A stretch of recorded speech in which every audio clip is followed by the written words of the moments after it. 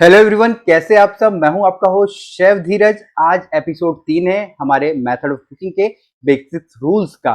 और आज हम लोग सीखने वाले हैं यहाँ पे स्टीमिंग को हिंदी में मैं बोलूंगा ऐसी विधि जिसमें कि हम लोग मॉइस्चर का या वाष्प का प्रयोग कर रहे हैं खाना बनाने के लिए। अब यहाँ पे जो स्टीमिंग मेथड होता है इसको हम लोग दो कैटेगरीज में डिवाइड कर सकते हैं, डायरेक्ट स्टीमिंग और इनडायरेक्ट स्टीमिंग। अब यहाँ पे जो हम लोग अगर हम मेथड ऑफ कुकिंग की बात कर रहे हैं तो हमारे दिमाग में आता है कि भाई ये तो मेथड सिर्फ हमारा कॉन्टिनेंटल में यूज होगा, बट ऐसा नहीं है। हमारे इंडियन किचन के अंदर भी इसका प्रयोग किया जाता है।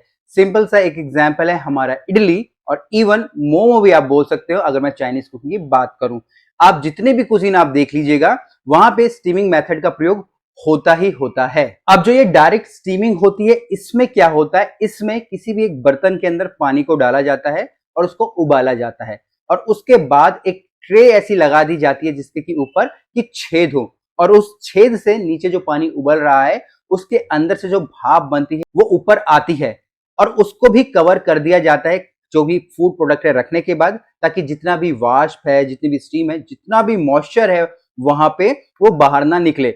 अगर यहाँ पे हम लोग ये वाष्प वाला सिस्टम नहीं करेंगे और डायरेक्ट इंग्रेडिएंट को डाल देंगे तो वो एक तरीके से बॉइलिंग हो जाता है। बट जब भी भाप का प्रयोग हो रहा है तो वो हमारा डायरेक्ट स्टीमिंग कहलाएगा। वैसे ही मान लीजिए आपके पास कोई एक फूड प्रोडक्ट है, ठीक है। अब मैं बात कर रहा हूँ इनडायरेक्ट स्टीमिंग की, और मैंने उसको किसी एक ग्रीस प्रूफ पेपर से या बटर पेपर से या एल्यूमिनियम फॉइल से मैरिनेट करके, या जैसी भी मेरी रेसिपीज है उसको प्रॉपरली बांध दिया है दोनों तरफ से, जैसे हमारी टॉफी होती है, और उसको फिर मैं पानी के अंदर डाल दूंगा और उसकी मैं कुकिंग करूंगा। ठीक है, ये हम लोग अधिकतर कॉन्टिनेंटल में करते हैं। तो इस प्रकार की जो विधि होती है उसको हम लोग इनडायरेक्ट स्टीमिंग बोलते हैं। बट जब भी आप इनडायरेक्ट स्टीमिंग का प्रयोग कर रहे हैं कुकिंग के लिए तो आपको ध्यान रखना है, चाहे बटर पेपर ले रहे हो, कोई भी ग्रीस फूड पेपर ले रहे हो या एल्युमिनियम फॉइल ले रहे हो, तो आपको उसको प्रॉपरली टाई करना है। ऐसा ना हो कि पानी आपके जो प्रोडक्ट के अंदर घुस जाए और वो एक तरीके से डिस्ट्रॉय हो जाए।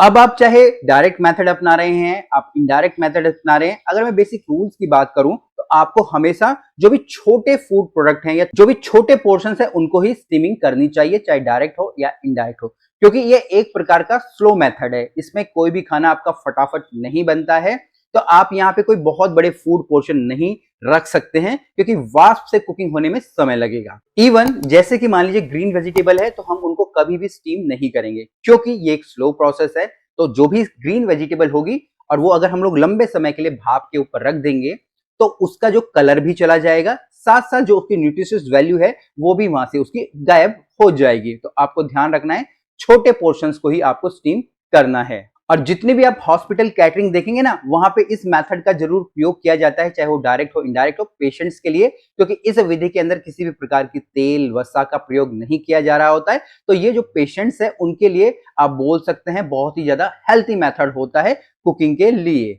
इवन अगर हम लोग कोई डेजर्ट बना रहे हैं, स्पेशली अगर हम लोग पुडिंग बना रहे हैं, तो इस मेथड का प्रयोग किया जाता है। अब यहाँ पे जब भी आप कोई पुडिंग बना रहे हैं तो आपको पुडिंग को हमेशा कवर करके रखना है। आपको कोई aluminium foil, greaseproof paper, ताकि जो भी वाष्प आपका बर्तन के ऊपर इकट्ठा होगा वो डायरेक्ट आपकी पुडिंग के अंदर नहीं गिरेगा, जिससे कि पुडिंग आपकी डिस्ट्रॉय नहीं होगी या उसका शेप डिस्ट्रॉय नहीं होगा।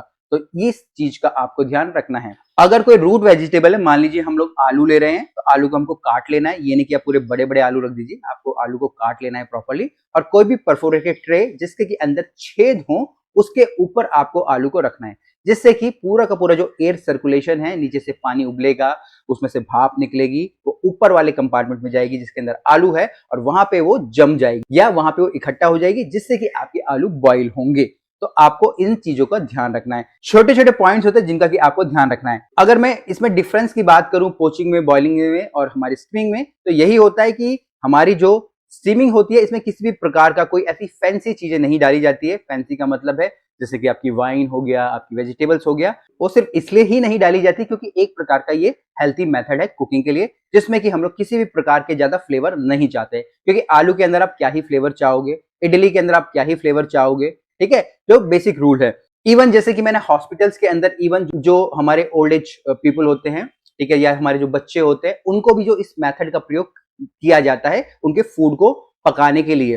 क्योंकि इस मेथड के अंदर होता क्या है, जो भी फ्लेवर्स होते हैं आपके पर्टिकुलर डिश के अंदर वो इंटैक्ट रहते हैं, न्यूट्रिशियस वैल्यू बढ़ जाती है और तेल वसा तो इसके अंदर यूज होता ही नहीं, जिससे कि वो उनकी हेल्थ के लिए बहुत ही ज्यादा आप बोल सकते हैं रामबाण साबित होता है। तो आपको भी इस वीडियो के द्वारा पता चल गया होगा स्टीमिंग के बारे में, डायरेक्ट स्टीमिंग क्या होती है, इनडायरेक्ट स्टीमिंग क्या होती है, बेसिक रूल्स क्या होते हैं। कुछ भी क्वेश्चंस और कमेंट्स नीचे जरूर लिखिएगा। फिर मिलेंगे एक नए वीडियो में, तब तक के लिए जय हिंद।